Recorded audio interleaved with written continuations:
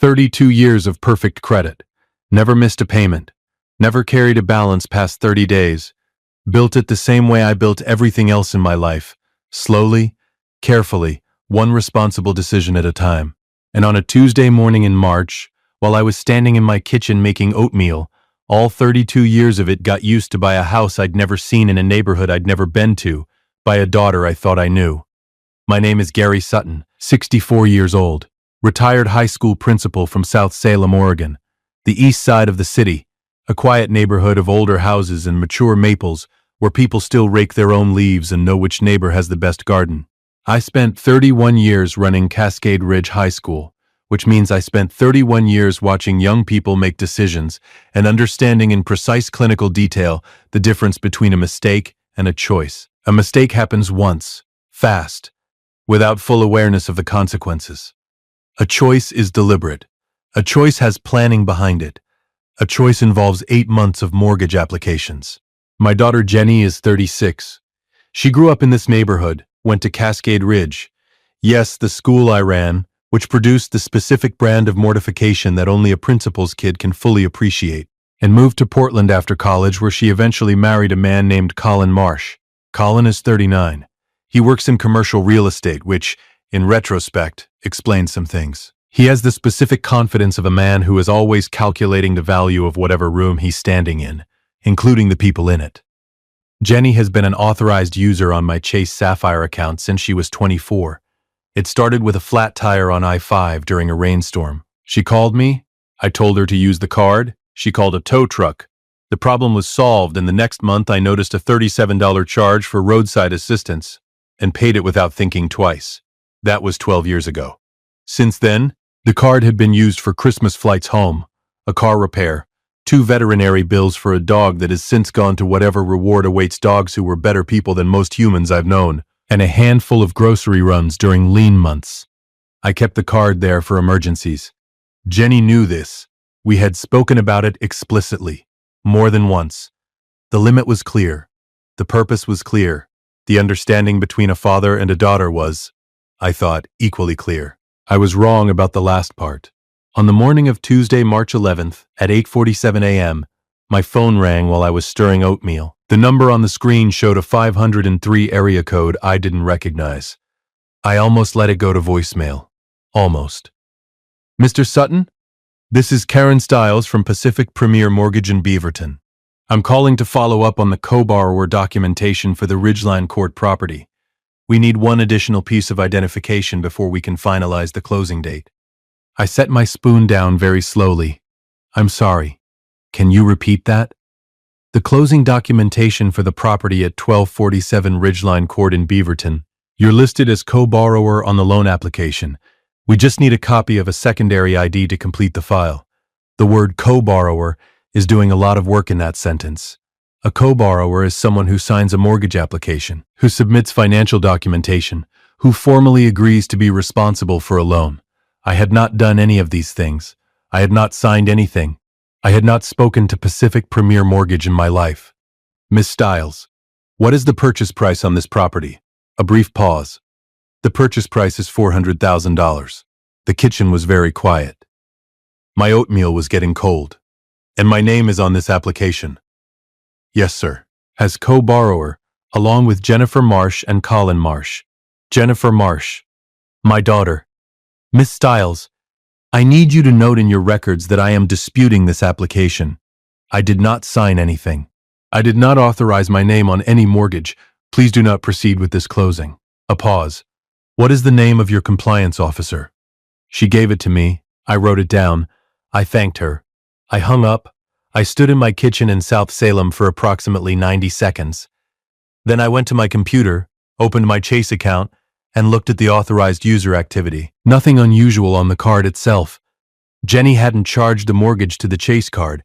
She'd used my credit history and social security number from the authorized user account records to build a loan application that listed me as a co-borrower. She'd used my name, my credit score, my financial identity, like a key she'd had in her pocket for 12 years, waiting to find a door worth opening.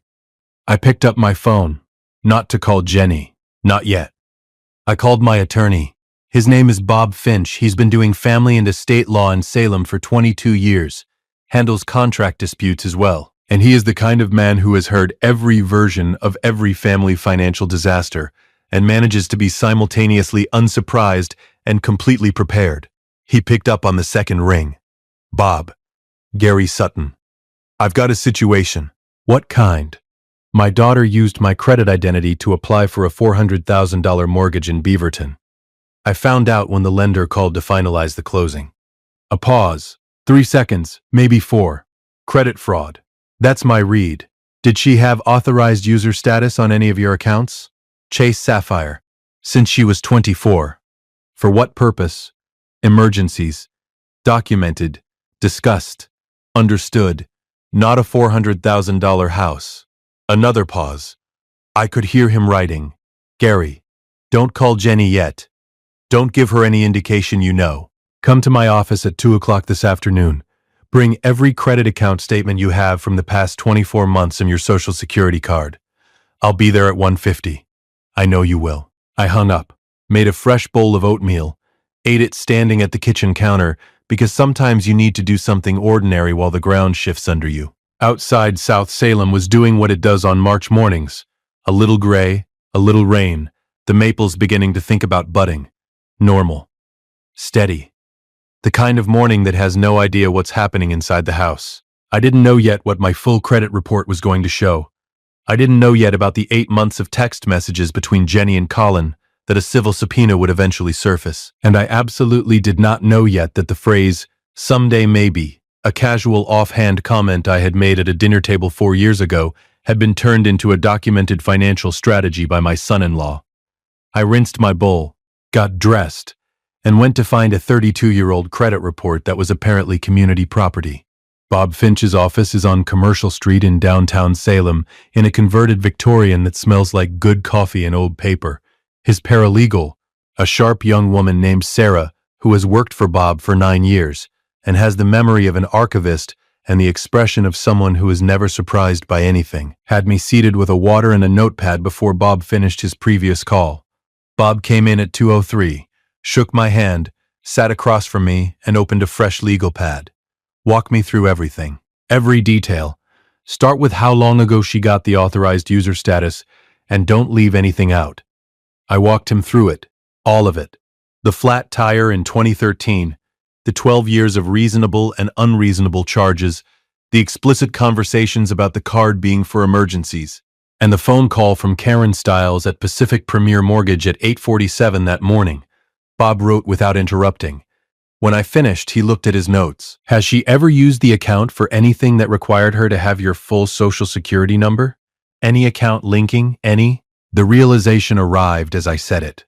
When I added her to the account in 2013, Chase required her to provide my social security number to verify the primary account holder's identity. Bob nodded slowly. So she's had your social security number for 12 years. The room was very quiet. She didn't use the Chase card for the mortgage, Bob continued. She used your social security number, your credit score, and your financial identity, obtained through 12 years of legitimate authorized user access, to construct a mortgage application that names you as co-borrower. The authorized user agreement gave her access to your identity, not the right to use it for independent financial transactions. That's credit fraud. That's credit fraud. He put down his pen. Gary, I want to pull your full credit report right now. All 3 bureaus. Before we do anything else, can you give me authorization to do that? Sarah appeared in the doorway without being called. Bob pulled my Equifax, TransUnion, and Experian reports in sequence and printed all 3. The stack he put on the table between us was 11 pages. I looked at it. Is that? How many accounts? 2 credit cards opened in your name that I'm assuming you didn't open. 1 authorized user account, the Chase card. 1 inquiry from Pacific Premier Mortgage dating to August of last year. He looked at me. She started the mortgage application process 8 months ago, Gary. August. 8 months ago. Last August, I had driven Jenny and Colin to the Portland airport for a trip to see Colin's family in Phoenix. We'd had coffee at the airport. Jenny had hugged me at the security line. She'd said she loved me. 8 months ago, she had already started the application. The betrayal has a timeline. That makes it worse. Welcome back to Sweet Family Revenge. Grab your snacks, get comfortable, and remember, the people in these stories had every chance to behave themselves. They just chose wrong. Drop a comment and be sure to subscribe. You're going to love it here. Bob and I spent 2 hours going through every line of those 11 pages. By 4:15 p.m. on Tuesday, March 11th, we had identified the following: 2 credit inquiries from lenders I didn't recognize, both from the previous year. A soft inquiry from a credit monitoring service I'd never enrolled in, suggesting someone had set up a monitoring alert on my credit profile to track my score before making a major application. And the hard inquiry from Pacific Premier Mortgage, dated August 14th of last year. She was monitoring your credit score before the application, Bob said, to make sure it was strong enough. She knew my score. She had authorized user access. She was careful. My daughter, who I had taught to drive in the South Salem High parking lot, who I had moved 3 times, who I had watched cry at her own wedding, she had been careful. Bob, what are we filing? He looked at his notes. Then he looked at me with the expression of a man who has done this a long time and understands exactly what happens next. 3 things. First, an FTC identity theft report. This establishes the federal record and starts the clock on your protections. Second, a dispute with all 3 credit bureaus removing your name from the mortgage application. This is time sensitive because the closing date may be imminent. Third, a civil fraud complaint against Jennifer and Colin Marsh in Marion County Circuit Court. He paused. The civil complaint triggers discovery, which means we will eventually see every document, every email, every text message related to this transaction. File all 3. By Friday, today if possible. He actually smiled, very slightly. The smile of a man who has represented a lot of people and knows the difference between someone who is angry and someone who is prepared. The FTC report we can file tonight. The credit bureau disputes go out tomorrow morning. The civil complaint, I can have a draft to you by Thursday evening, filed Friday morning. That works. Don't call Jenny tonight. Don't give her any indication. The moment she knows you're filing, Colin will start moving assets and you'll spend a year chasing them. I wasn't planning to call her. I know. He picked up his pen again, but I needed to say it out loud. I drove home to South Salem in the March rain. Made dinner, pasta, nothing complicated. Watched the evening news without retaining a single word of it. Went to bed at 10. Jenny called at 9:15. I let it go to voicemail. She didn't leave one. By that point, I'd already been in Bob's office for 2 hours. The FTC report was half drafted, and the text message I'd sent to my old friend Pete Grady, who runs a private investigations firm in Eugene, had already been read. I didn't know yet what Pete was going to find when he started looking at Colin Marsh's financial history. I didn't know yet what 8 months of text messages between Jenny and Colin were going to reveal about exactly how this plan was constructed. But I knew one thing with the same certainty I'd used to run a high school for 31 years. The people who underestimate a principal are always the ones who've never had to sit across from one. The thing about 31 years of being a principal is that you develop a very specific skill. You learn to read backwards from the consequence to the decision. A student throws a chair in a classroom. You don't ask why they're angry, you ask what happened in the 48 hours before that led them to a place where throwing a chair felt like the only available option. Work back from the consequence. Rebuild the decision chain. Find the moment when a different choice was still possible. I spent Wednesday rebuilding the decision chain. Wednesday, March 12th, 6 a.m. Coffee, legal pad, everything I knew written out in chronological order. The dinner where I mentioned helping them with a house. Someday. Bob had asked me about this at our Tuesday meeting. I dug through my memory and found it. Thanksgiving 3 years ago, 2022, sitting at Jenny's Portland apartment. Colin had been talking about real estate. He always talked about real estate and had mentioned a neighborhood in Beaverton where prices were moving. I had said casually, the way you say things at Thanksgiving when everything feels warm and comfortable and like the future is full of reasonable options. If you two ever find the right place, I might be able to help with a down payment. That was it. One sentence, no amount mentioned, no timeline, no commitment. The verbal equivalent of a mayonnaise lid that you notice is loose and mean to tighten and forget about until someone opens the jar and the lid comes off in their hand. Colin heard that sentence at Thanksgiving 2022 and apparently filed it under actionable. Wednesday morning I called Pete Grady in Eugene. Pete is 62, Former Oregon State Police, runs a two-person investigations firm out of an office above a coffee shop on Willamette Street. We've been friends since 1997, when we coached opposing youth soccer teams and discovered we had identical opinions about referees, parenting, and what constitutes a fair call. He's done background work for me twice before, once for a personnel matter at the school, once for a property dispute with a former neighbor. He is thorough, quiet, and completely discreet. Gary, what are we looking at? Colin Marsh, 40 years old, commercial real estate in Portland. I need his full financial profile, business entities, property holdings, any litigation history, anything that suggests a pattern of using other people's credit or assets for his own transactions. This about your daughter? Yes. Another pause. How bad? $400,000 mortgage using my identity as co-borrower. 8 months of planning we've already documented. I want to know if this is the first time he's done something like this, or if there's a pattern. Give me 24 hours. You've got it. The second call Wednesday morning was to Bob Finch. FTC report filed at 11:17 last night, Bob said before I got through the greeting. Credit Bureau disputes went out at 8 this morning. Equifax, TransUnion, Experian. All three have 48 to 72-hour processing times. I'm watching for a response from Pacific Premier Mortgage. What happens when they get the dispute? They are legally required to pause the closing process pending investigation. Karen Stiles, the loan officer who called you, was doing her job. She reached out to you for documentation because something in the application triggered a secondary review. That call saved you, Gary. If they'd closed without that call, unwinding it would have taken months. She saved me an attorney bill. Several. The civil complaint draft is on your desk electronically. Check it this afternoon, mark any factual corrections, and we file Friday morning at 9 a.m. I'll have corrections to you by 8 p.m. Thursday. After I hung up, I sat at my kitchen table with my coffee and thought about Jenny, not about what she'd done. I had spent most of Tuesday night going over that particular territory until there was nothing left to discover. What I thought about Wednesday morning was the version of Jenny I knew before Colin. The Jenny who had called me from college at 11 p.m. because she was struggling with her statistics class. The Jenny who had driven 4 hours from Portland on a random Saturday 2 years after her mother and I divorced, just to have lunch and check that I was okay. The Jenny who cried at sentimental movies and adopted stray animals and always had the specific emotional generosity of someone who felt other people's pain as if it were her own.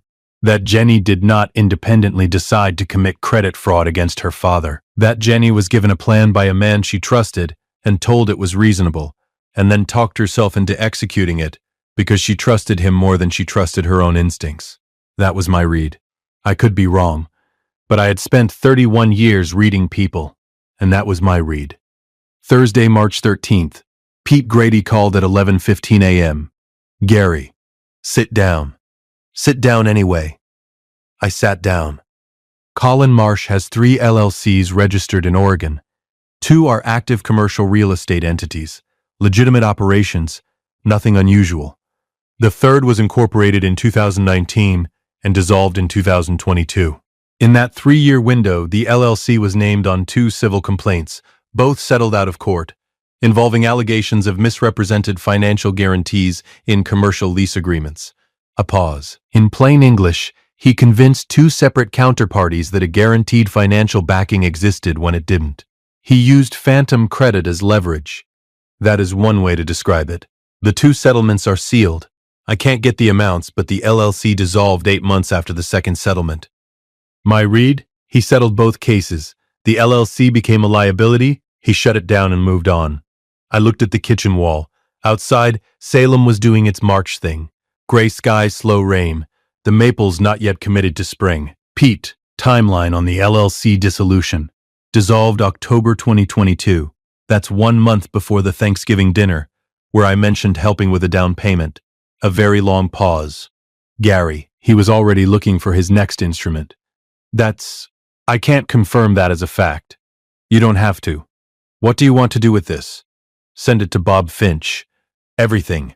The LLCs, the civil complaints, the settlement timeline. Bob's using it as background for the civil complaint and discovery requests. Already writing it up. After I hung up with Pete, I made a second cup of coffee and sat with it for a long time. Colin Marsh had dissolved a liability LLC 1 month before Thanksgiving 2022. He'd attended that dinner knowing he had 2 sealed civil settlements on his record. He'd listened to his father-in-law make an offhand comment about maybe helping with a house someday. And he'd gone home that night and started planning. I had 31 years of watching young people make decisions. Colin was not a young person making a bad decision. Colin was a 40-year-old man with a documented pattern, a willing instrument he'd been working on for years, and a father-in-law with a 32-year credit history and an authorized user account that was worth approximately $400,000 if deployed correctly. I had been an instrument in someone else's transaction. I just hadn't known it yet. If you've been listening for a while and want stories like this to keep coming, it really helps if you hit that like button and subscribe. 97% of people never do, but it's what keeps this whole thing running.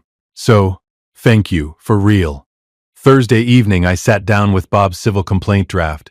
It was 14 pages, and it was by any measure a serious document. Bob had listed every discoverable action: the unauthorized use of my social security number, the forged co-borrower status, the undisclosed prior civil history of one of the defendants, and a specific section on the 8-month timeline that characterized the mortgage application as premeditated financial fraud rather than impulsive misuse of an authorized user account. The distinction matters legally. Premeditated fraud carries significantly different exposure than impulsive fraud. The 8-month planning window, documented through the August credit inquiry, the credit monitoring service enrollment, and the timeline Pete had established around the LLC dissolution, made the premeditation argument extremely strong. I marked 3 factual corrections: minor, 2 dates, and 1 address, and emailed the corrected draft to Bob at 7:49 p.m. Then I did something I hadn't done since Tuesday morning. I called Jenny, not because Bob told me to. He'd specifically said to wait until the complaint was filed, but I had spent 2.5 days reconstructing the decision chain, understanding the architecture of what Colin had built, reading the text messages I didn't yet have, but could already predict the content of, and I needed to hear my daughter's voice. Not to warn her, not to confront her, just to hear whether she was still there, underneath whatever Colin had made her into. She picked up on the first ring. Dad. Her voice was careful. Careful in the specific way of someone who has been waiting for a call and is trying to determine what the call means. Jenny. I called Tuesday. You didn't. I know. I was dealing with something. A long pause. Is everything okay? No, sweetheart. Nothing is okay. Your husband used you to commit credit fraud against me, and I've spent 48 hours building the legal case that will cost both of you the house, his financial reputation, and possibly his business standing. And I still love you, and I don't know what to do with both of those things at the same time. I'm fine. Just wanted to hear your voice. I kept it even. The principal voice, the one that gives nothing away before it needs to. How are you? Another pause. Longer. I'm good. We're good. Good. A beat. Get some sleep, Jenny. You too, Dad. I hung up, sat in the South Salem quiet for a while, then I went to bed. Friday morning was coming fast, and so was 9 o'clock. The most powerful thing a prepared man can do is nothing dramatic, no scene, no confrontation in a driveway, no voicemail that becomes evidence for the wrong side. Just a Friday morning, a cup of coffee, and a filed complaint that lands on a defendant's desk like a stone dropped from a very great height. Friday, March 14th, 8:59 a.m. Bob Finch filed the civil complaint in Marion County Circuit Court. I know the exact time because he texted me. Filed. 8:59. Formal service initiated. Expect 48 to 72 hours for process delivery. I was sitting on my back porch in South Salem drinking coffee when the text came in. The maples were doing something tentative with their buds. Not committing. Just considering. The kind of morning that makes no promises. I put my phone in my pocket and finished the coffee. The process server reached Colin Marsh at his Portland commercial real estate office at 2:17 p.m. on Friday afternoon. I know this because the service confirmation came to Bob's office at 2:42 p.m. with a time-stamped signature.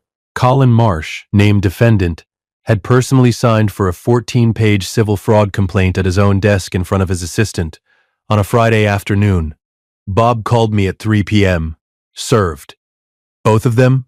The process server will reach Jenny at the Ridgeline Court property this evening.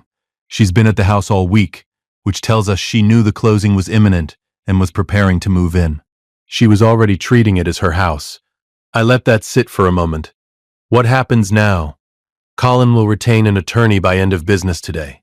He's a commercial real estate professional. He has legal contacts. Jenny will retain one separately, which is what I'd advise her to do given that their legal interests are not aligned.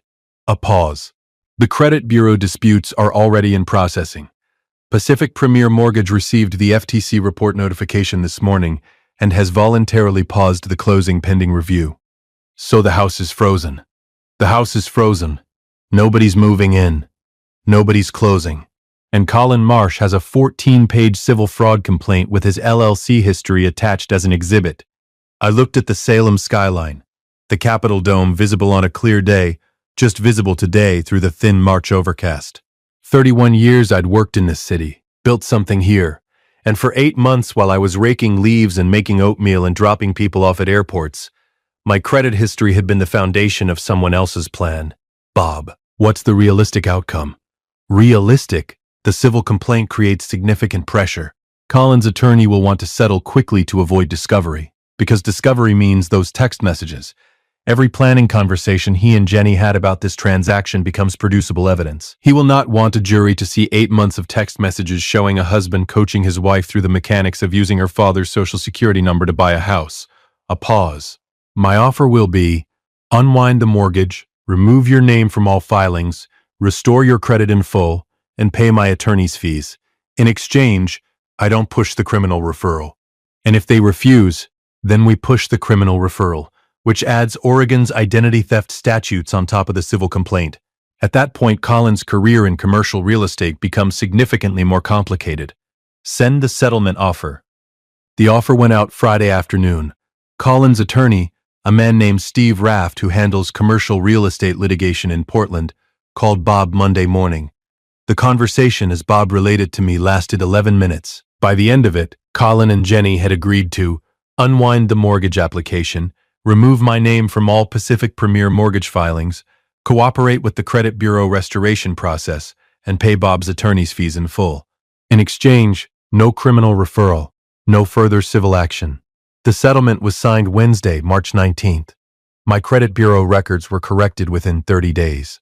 By the end of March, my credit report showed no unauthorized inquiries, no contested co-borrower applications, and a score that had dropped 7 points during the dispute process and recovered fully within 6 weeks. 32 years and 7 days of building something. 30 days to take it back.